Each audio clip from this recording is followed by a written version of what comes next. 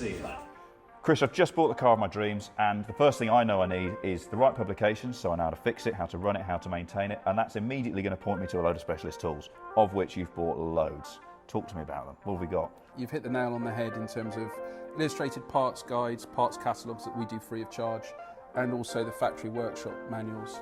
They are your way into the hobby of restoring your classic car, and they're going to help you do it the right way. So the illustrated parts catalogues will show you all the parts that you're going to need, and they give you some idea on how they go together. But they're not a substitute for the factory workshop manuals, particularly on safety critical areas. Torque settings. You've got it, torque settings and run out and things on bearings. So it's always a good idea to have a factory workshop manual in your arsenal. Then it comes to specialist tools. At MGOC Spares, we sell specialist tools, particular to the model and the type of job that you're going to do on a classic car.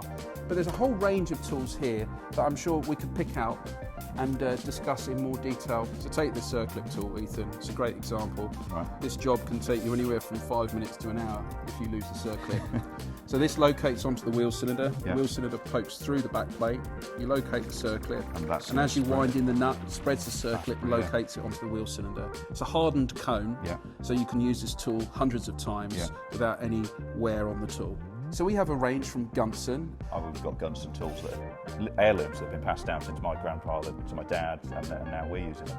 That's right. So you're probably going to need a carb balancer, I'd suggest there, an easy bleed. They're not particularly expensive. This is a box spanner for an MGA, MGB, banjo axle. Right. Also, we do another box spanner of the right size for the midget. So what size is that? Oh, this one is 1 inch, 61 over 64. You won't have that in your tool set, Yeah, this is a very specialist size, but the stake nut on an MGB banjo axle and MGA is very, very thin. This is essential to removing and putting that nut back on without damaging the nut. It's a safety critical job. Use the right tool. If you're going to be doing any brake pipe or fuel pipe bending, get yourself a brake pipe bender. So what's this here? That is a press stud tool used on an MGB hood.